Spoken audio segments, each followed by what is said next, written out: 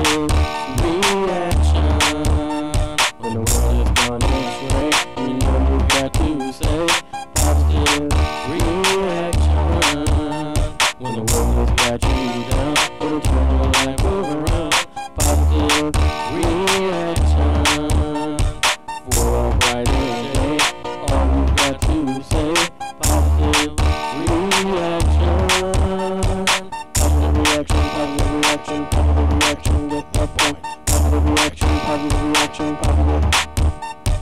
positive reaction, positive reaction, positive reaction, get the point. Positive reaction, positive reaction, positive reaction, positive reaction, positive reaction.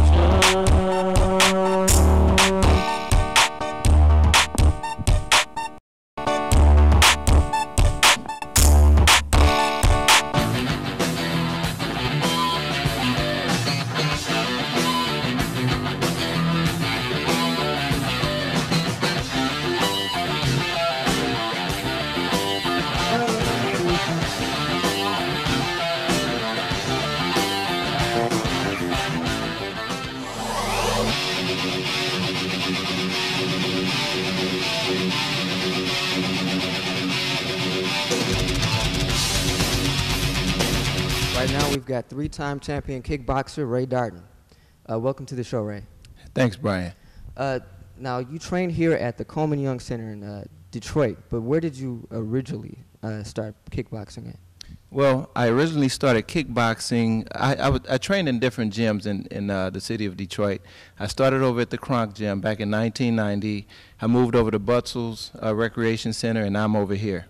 Okay, and where are you from? I'm originally from St. Louis, Missouri. Okay, that's great. Also, how old are you? I am 42 years old, born in 1965. Okay, and when did you first win your first award? My first kickboxing match was in 1990, and I won my first title in 2001. I won my second title in October 2004, and I just recently won my last title in 2007. April of 2007. And what ages are boxers or kickboxers usually when they start their careers and when they start their sport? Usually in their late teens, like 17, 18, 19, even much earlier. But as far as turning pro, 18 years old. I'm one of the older guys at the age of 42 now, but feeling good. Okay. You definitely don't look it. Well, thanks. I appreciate it. Okay, so how did you get started in kickboxing? I had a martial arts background. I started martial arts when I was 8 years old, up until the time I was 18 before I went into the service. I went into the Marine Corps.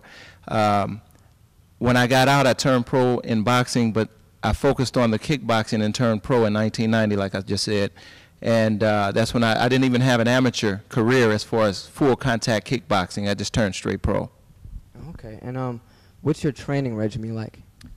It's the same basically as a boxer's regimen. You know, you get up in the morning, you do your running, you do your sit-ups, your pull-ups, your push-ups, your sparring, your rope jumping. The same basically as a boxer. And what kind of discipline does a boxer need or a kickboxer need? He needs the kind of determination and motivation to eat the right things, even though we don't always stay true to that. But the most important thing is that we do it to the fullest of our abilities, and to get enough rest at night, because resting is the same is just as important as the training itself.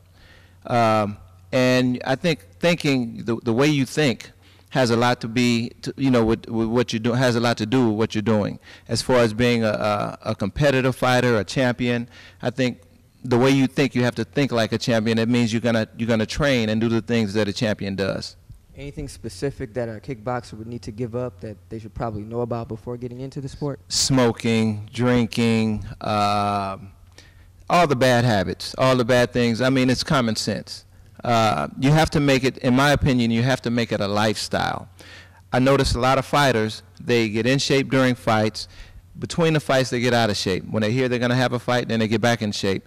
My synopsis is it must be a lifestyle. You're going to benefit a lot more when it's a lifestyle. Okay, and also, do you consider kickboxing a marriage between the martial arts and boxing? There are great similarities. You have the kicking and the punching as far as the mixed martial arts, but also you have the grappling. You have a lot of kickboxers that have gone into mixed martial arts, but not too many fighters want to go into the grappling. It's a sport where the mixed martial arts is a sport where you have to be very disciplined, in my opinion. I mean, it takes a lot of discipline. I have to respect it. It takes a lot of discipline to do boxing and kickboxing, but to add the grappling, you really have to be in tip-top shape. Okay. Now, you're also a coach. How does coaching boxing differ from kickboxing? Like, besides the obvious, of course. Say again? How does boxing and kickboxing differ when you coach? How different is it? When I'm from my own regimen to my trainers, right, to my trainees, it's basically the same thing. I don't push them to the point of what I push myself, because some of them, they train with me because they just want to get in shape. Some of them are not competitive or don't want to get into competition. Some of them come into it where they want, just to get in shape. They just want to get in shape, and then they turn out they like it and want to get competitive. But for them to get competitive, then I kind of steer them toward a regular boxer's regimen. Oh, okay. And what are your plans for the future? My plans for the future, I have another world title fight coming up September 14th in Belleville, Illinois. Right now I have 2 U.S. titles, 1 world title, and this would be my second world title fight. I plan on opening a gym up again next year, because I was in the suburbs. Now I'm going to move to the city and help some of the city kids.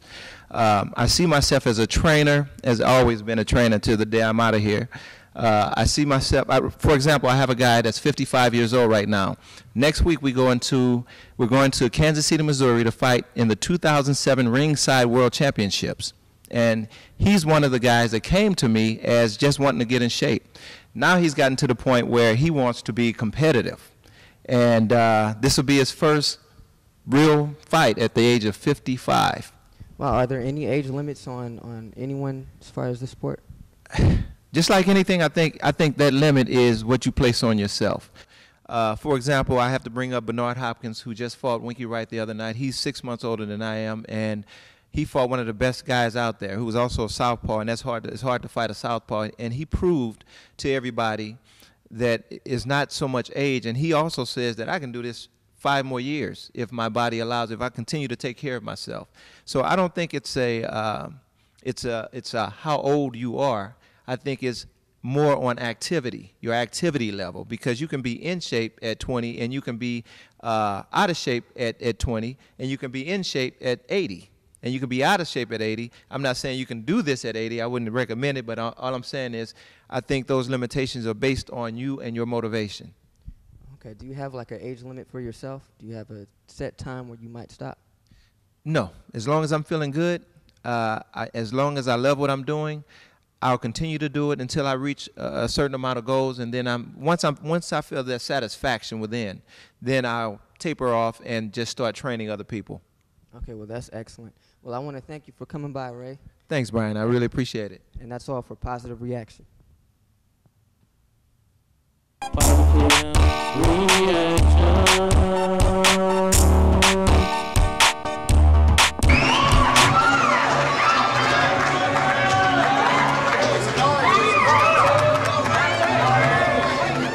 And in the blue corner, ladies and gentlemen, light heavyweight champion, Butcher, and together producer,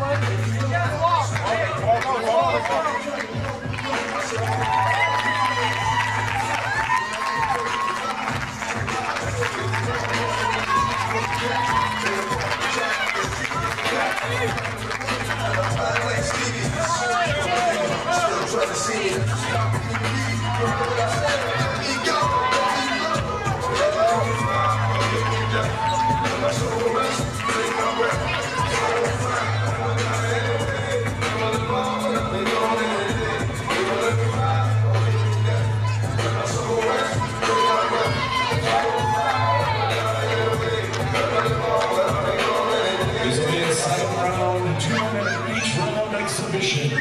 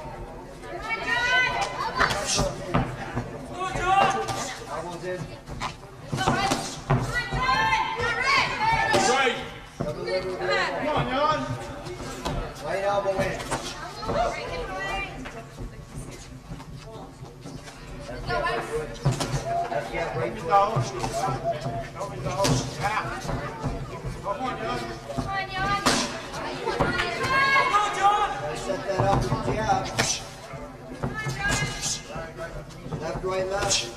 Speed on you. Go, Rick. Go, Jan. Hands up, hands up. Answer.